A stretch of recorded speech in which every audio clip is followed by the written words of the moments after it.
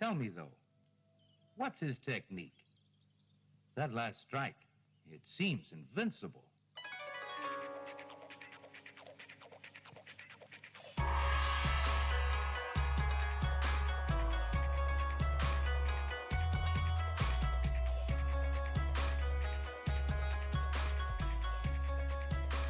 Hello and welcome to Sons of the Dragon, the Immortal podcast. My name is Connor McKenna. I'm Carl Stout. And today, we're cancelling the show. See ya! Bye. No, today we are covering Iron Fist 11. But first, we'll go over some news, because the San Diego Comic-Con has been out, and there's a lot of news there. Because it's been so long since we've done an older issue. This is Iron Fist 11 from 1976. Yes. Yeah. So, sure. I was seeing you pointed that out, then I thought, no, I'm lazy. So, yes. Well, where to start, really? News, trailers, posters, lots of news. Alright, well, we're an Iron Fist podcast. We'll start with the Iron Fist news first, I think. So, the big one is, well, there was a teaser trailer. And it was pretty good for a teaser trailer, to be honest. Usually they don't have that much in it. Usually they're about 20 seconds shorter and just have a logo instead of anything actually happening, so... Like the Defenders. Yeah, no, I was excited, then I was... Anyway, we'll talk about that afterwards, but... So, yeah, my fears about Dude Bro, Surfer Danny, and the tone are allayed significantly because it looks like they're going for, a dark tone like the early stuff, which is good. And there hasn't been a motorcycle riding past here for like hours, and now just some jerk has to do it. So anyway, yeah, you rev that engine. God. Can you pick up? You off track. Yeah, can you pick up from here, because I'm off track right now.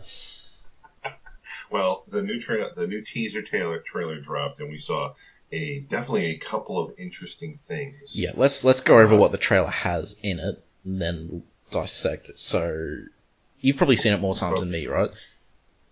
I've watched it like 3 times. Yeah, I've seen it twice. So, from the very get-go, it no longer looks like a hike into the Himalayas, but a plane trip.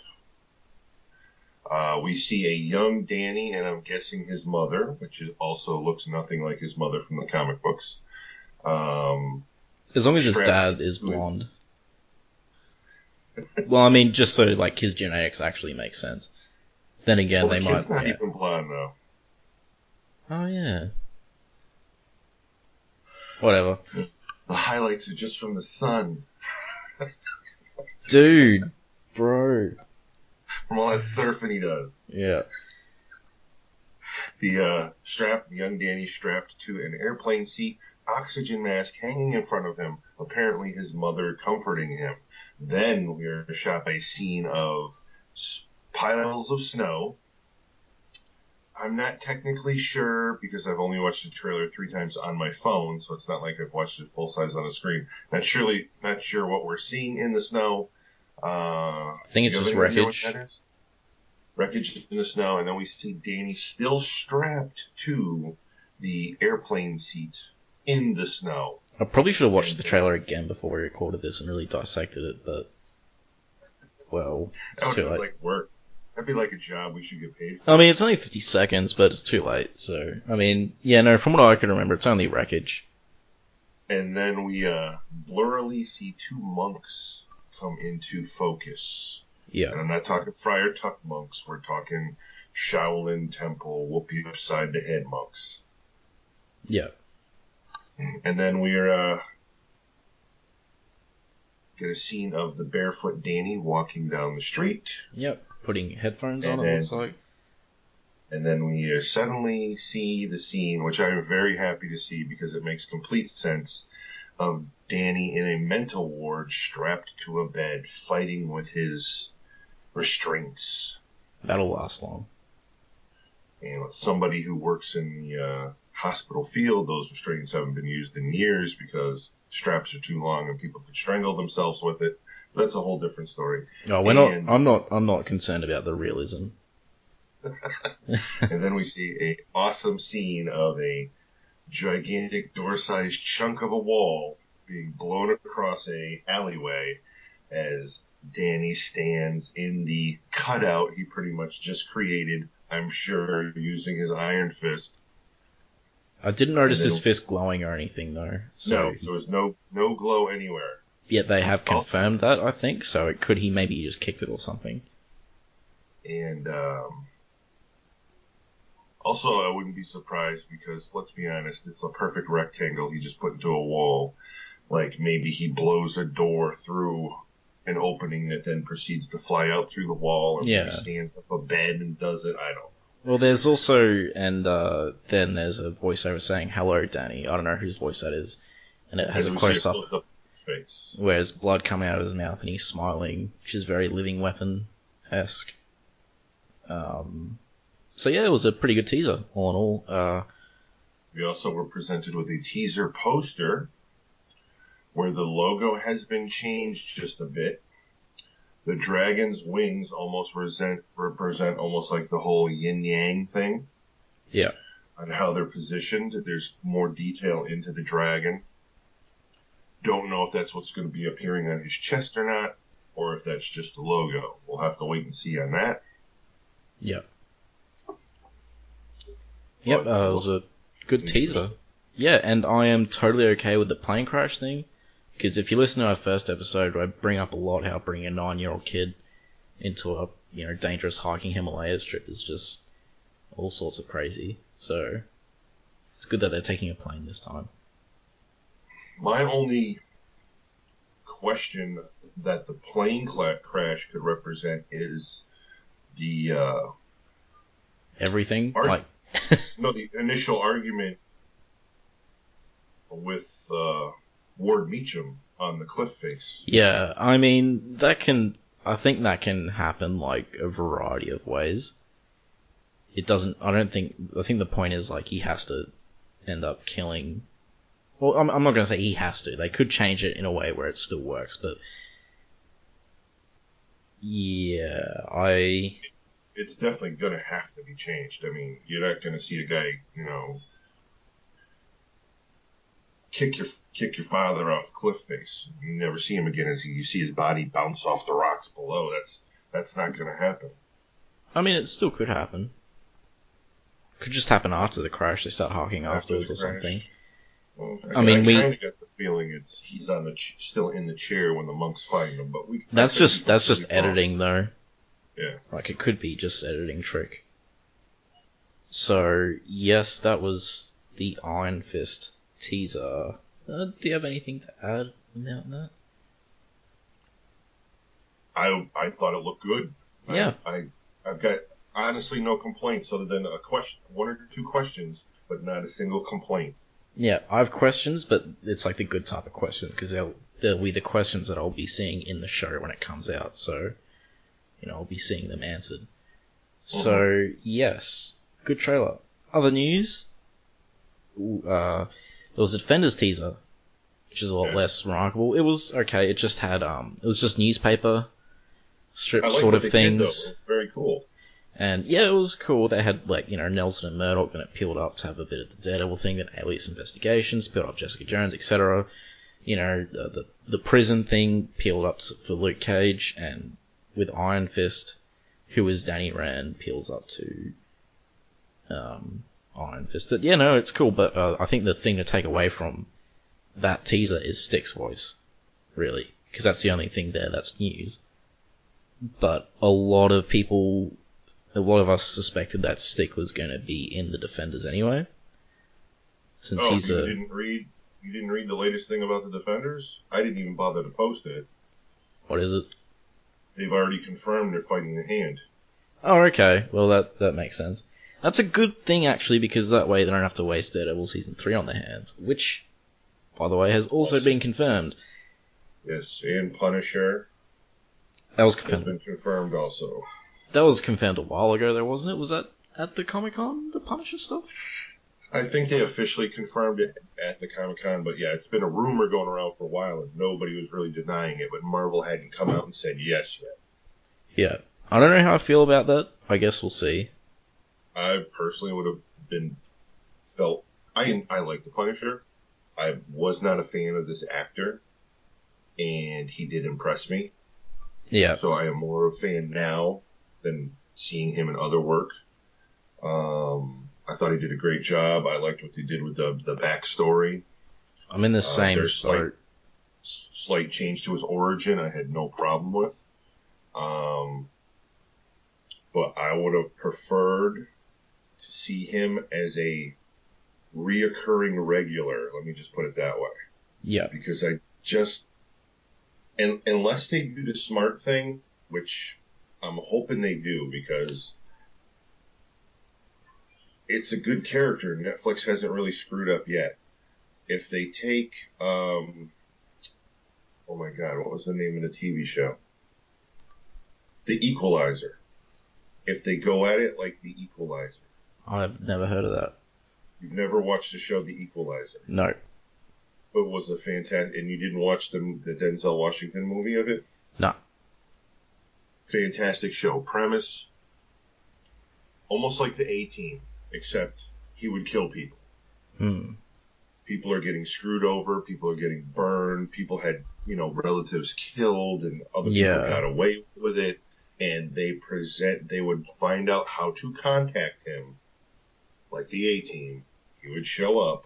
They would present their case, and if he felt that their case was merited, he would take on their account, and equalize the situation. And then him and his cohort, very easily could be microchip, would, leave to whoever they helped next. And they were paid for their endeavors. Sometimes they weren't actually paid by the people. Sometimes it was like literally what Punisher would normally do. Here's a guy with cash lying everywhere. I've just taken him out. I will relieve him of some of this cash. Yeah. And I think that show went for like 6 seasons. Jeez. But you could literally just take the scripts of The Equalizer, change his name to Frank Castle, change his helper's name to Microchip, and make them more violent, and you could have 6 seasons of The Punisher. I mean, well, let's face it, Punisher as a character is like, well, he's just literally a vigilante. Right. That's yeah. And I love The Punisher too. He used to be my favorite for a long time. And yeah, that sounds like a good idea, because otherwise, and I want them to put in inner monologues as well, because I love in the Punisher comics, some of the best things are his inner monologues. Punisher War Journal, or just him thinking to himself. I think that adds a lot, because I think for the Punisher show to work, they should really put in a sense of isolation. So like he, shouldn't be interacting with people that aren't criminals that often, in my opinion, unless it's like Microchip or something. But yeah, because it's different when you're doing a Netflix show about the Punisher, because you're not doing it about anything remotely really fantastic. You're just doing it about a guy who kills people, and I think out of all of them, it'd be the most different, I think. And the riskiest one to do, because you can't... It's like, do you want to go the sort of the heroic route, or do you want to, do a balance? I don't know. I guess we'll just have to see what it ends up looking like. But like that Equalizer, if it was like that, I think it would be good. Yeah. Is there any other news at the Comic-Con? Let me ask you one thing before we go to further stuff. Did you ever watch the Jack Reacher film? No, that was Tom Cruise, right? Right. Yeah. Well, no, they dropped the trailer for the second one to come out. The second trailer looks really good. Is the first one really good? So I came home, told my wife I saw the trailer for the second one. I just saw the brand new Star Trek yesterday, Star Trek Beyond. Fantastic, by the way. The best of the 3, I think, without question. Great film, people laughing out loud in the theaters from some of the stuff going on. CGI through the roof on the ships and the star fighting, and sick. Best one so far. I also saw the brand new Ghostbusters which I give a solid to, unfortunately. Was not impressed at all. Saw the new trailer for Jack Reacher, came home, told my wife. She's like, oh, it's on cable, so we immediately watched. She liked it, so she's like, I'll watch it again. She threw it right on. We watched the original Jack Reacher. Could have so been a Punisher movie. Yeah. Honestly. They could have just changed him to Frank Castle, and it would have been a Punisher flick with what goes down. Yeah. Ex-military, little different because he's ex-military police, and then left the military and became a ghost, and just pops up and handles things when stuff goes awry. I think you meant a literal ghost. No. I was confused for a sec. I'll give it a watch then. Sounds good. He even walks into, they show him walking into a Salvation Army, which I don't know what they call them down there. Salvation Army. They're still called Salvation Armies in Australia? Yep. Buys a whole new set of clothes, puts them on in the changing room, hands the girls the slips. They ring him up. He throws out what he was wearing into the donation box. And later in the film, he's washing his shirt in the sink, and the woman's just like, can you put a shirt on? And he holds it up and he goes, this is my shirt. And he's standing in front of the closet, and there's no clothes in it. Wow.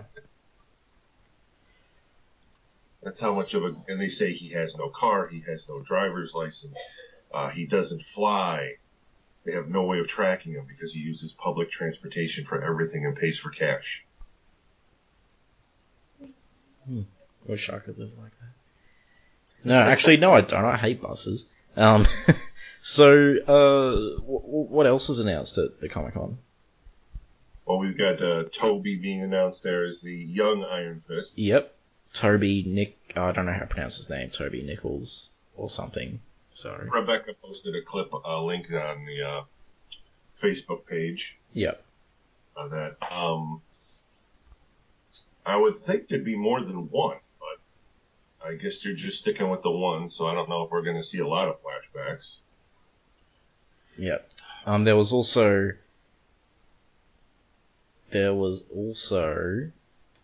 I was reading an interview with Joe Quesada, and he said Iron Fist has the most villains so far out of all the Netflix shows. Yay! Now, have you finished Jessica Jones yet, Carl? I haven't started yet. Oh, okay. Well, I'm just trying to count in my head. I think there's 2 villains in Jessica Jones. Mm-hmm. 2 villains in Daredevil Season 2 or 3? Does Frank count? Does the Kingpin count in Daredevil Season 2? I don't know, it's either 3 or more. So, as I was theorizing on the page earlier, I think, obviously you could have Davos, Harold Meacham, Ward Meacham, and Master Khan, maybe, throw him in there.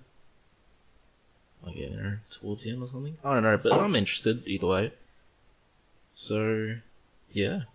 Anything else to Comic-Con? Because I didn't really keep that much track of it. I kept track of, Iron Fist and that, and the Justice League, but yeah. I didn't keep track of the Justice League, I just saw the trailer, so. Justice League. I haven't seen the trailer yet. I didn't watch the trailer yet, I just saw one still photo where I noticed that they changed Batman's entire armor and his cowl again. I mean, I'm probably gonna get hate for this, but it looks just like the Avengers, as in the movie, from the trailer. Mm-hmm. I was not impressed at all, so. Well, that's... DC wants to follow Marvel's lead so they can make the Marvel money. I mean, what other industry could make, $900 million with a Batman vs. Superman film, but consider it a failure because it didn't make the Marvel $1 billion mark? That's ridiculous, but that's what DC's doing. Well, now they're just, that's the problem. Man of Steel made a lot of money, but it was divisive critically, so they freaked out. We need Batman, put him in, shove him in, and then Batman vs Superman was less than desirable. More about that in the future. Now it just looks like Justice League. It just looks like Batman again has become, and the plus side of that is Ben Affleck's really good Batman. The downside of that is enough with Batman already. I honestly think Suicide Squad's probably going to be their saving grace. I haven't watched the new trailer because I don't want to ruin anything for me. But I don't think it looks very good. People are raving about the new trailer, though. The one that just dropped since Comic-Con. Just the jokes and stuff I've seen are really bad. Like that Harley Quinn line where she's like, I hear voices in my head or whatever. They're just so terrible. Oh. Anyway, do you want to cover the issue? No. Oh. Luke Cage. Oh, yeah. Right. Yeah, I knew I was forgetting something. A whole bunch of crap for Luke Cage coming out. The only thing I saw with Luke Cage was a trailer. No, comic book wise. We've got a new miniseries coming out based on him in the 70s that's supposed to be hysterical. That was written, drawn, and everything by the guy who created Samurai Jack. Wow. So, whole 6 issues full of black exploitation comedy coming up. Yep. That should be interesting. The trailer was 10 times better than the teaser trailer. So the teaser trailer just basically had him walking into a gym and 3 guys shooting at him and bullets either stopping or somehow ricocheting off of him. I thought they were both pretty much the same. It seems like the trailer was just a longer version of that, really. I love what he did with the car door. That was good, but I was wondering why he needed it until he wrapped it around that guy. I think he was trying to save his shirt. That didn't work. Because you know that comes up a lot. Yeah, it's true. Yeah, I only saw the trailer. It was good, though. That'll be out in September. Mm-hmm. Do you even want to discuss the poo show that went down at the Killing Joke thing? I briefly read about that. I don't know enough. People are not happy. I mean, I'm about to... After I finish this Ra's al Ghul Batman stuff I'm on, which you'd love because it's Bronze Age, I was going to read Killing Joke, so I don't really feel like I'm enough of an authority on it to really talk about it. Pretty much, it's already the entire thing's already leaked online. Well, so I know what people are angry about, but I don't feel like I can weigh in on why they'd be angry or anything, because I haven't read the original and I haven't seen the movie either, so... From what I understand, the original part, which is the last 45 minutes of the movie, is pretty much for verbatim what the actual book is. The problem was converting the book into a comic, from the comic to a film. They either needed to add a whole dump load of fluff in between panels or write new material, and they chose to write new material. And they came forward and bragged that they were making the Batgirl part of the Killing Joke, which is the huge, bomb in the Killing Joke about what happens. They were going to write her part even more to make it almost like a Batgirl story that then goes sour with the Killing Joke twist towards the end. So everyone was excited. They pumped this up huge. They were going to give her more of a story. It was going to be more about her. It was going to be awesome, this, that, and the other thing. And then it showed at Kineticon, and then they had a panel on it, and the panel actually got ugly. Yeah. Where one of the writers actually yelled out into the crowd, "Say it again, you pussy." Is this on YouTube?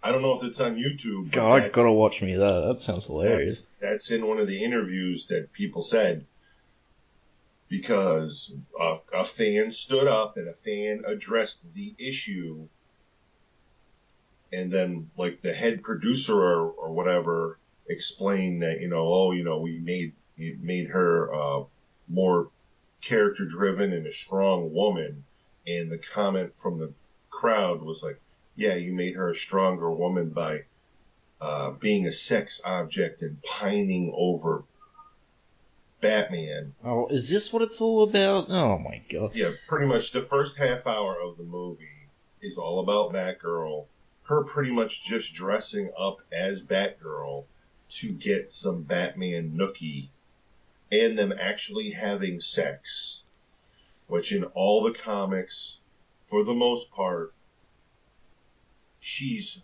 the same age as Robin. I mean, to be fair though, in the animated universe, she got that nookie, which is why Dick Grayson ended up one of the reasons Dick Grayson ended up leaving, I'm pretty sure. And that's like the 90s kids animated universe. So yeah.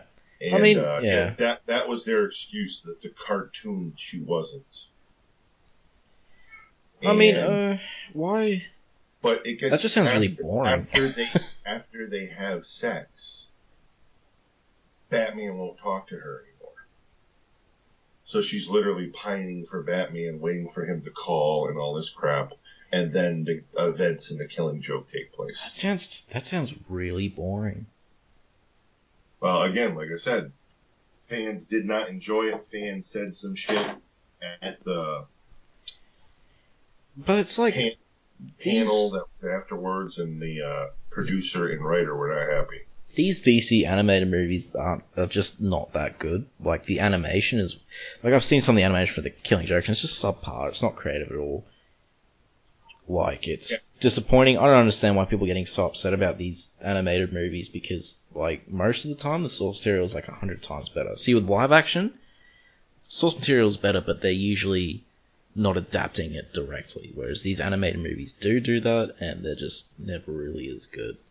Yeah, if you enjoyed the movie Watchmen, the graphic novel is 20 times better. Oh, yeah. The movie's still good, though. I don't hate it, unlike a lot of people. No, I don't hate it either. I think that, honestly, was that director's best work. Now, V for Vendetta, on the other hand, movie, garbage. Book, amazing. Yeah, well, book amazing, and it didn't completely miss the point. It just wasn't there. It missed a lot of points, actually. It missed every point. What's her face? What's her name? The actresses, I'm blanking. Keira Knightley. Yeah, was it Keira Knightley? Or was it, what's her face? Natalie Portman. Natalie Portman. They do look similar, though. I have confused. Yeah, no, they do. Yeah. Natalie Portman, fantastic in her role as an actress, did a great job, but it just. Well, the writing sucked for one. Like, they just butchered everything. Really, they turned the bad guy in the comic was a fascist, but he was interesting and kind of sympathetic. Kind of. Because in the movie, it just felt like a stupid, trashy action flick, which is just, I don't know, the comic just had a lot of great mood going and stuff as well. The movies just... Two graphic novels I would strongly suggest picking up would be Watchmen and V for Vendetta. Yep, I second that. Alright, I guess we'll get to the issue now. Okay, so... Iron Fist... We've been talking for a half hour. Yeah, God. Well, there's a lot of news, so... Yes. Alright, let's see. Iron Fist 11. Watch out for the Wrecking Crew. So we have the cover. Iron Fist is on the ground, throwing his left hand up with the Iron Fist activated. One of the Wrecking Crew, Bulldozer. Yeah, he's slamming his Wrecking Ball down onto Iron Fist, so well, you explain it. This is doing my head in. I can't remember all their names. So I can't even remember all their names, but I don't think that's Bulldozer. I think that's Wrecking Ball. Pile Driver, the Wrecker, and Bulldozer. Yeah, he must be the Wrecker. I don't know. No, the Wrecker's got the crowbar. Alright, you just do it, because I'm confused. These guys always confuse me whenever they pop up. There's too many names. Bulldozer's the guy with the helmet. I know that much. Okay, that's Bulldozer. Hold on. Thunderball. Oh, it's Thunderball. Thunderball is swinging down his Wrecking Ball, and Danny's about to meet it with his Iron Fist. The Wrecker is screaming, "Squash him, Thunderball." Here's a little hint for you there, Connor. Yes, yeah. Bulldozer is saying, "Show that martial arts punk some real pounding," which is something he probably said often in prison. And Danny, on the ground with his fist in the air, is thinking, nearly exhausted, even if my Iron Fist stops him, Pile Driver, the Wrecker, and Bulldozer, there's the guys behind Thunderball, will finish me.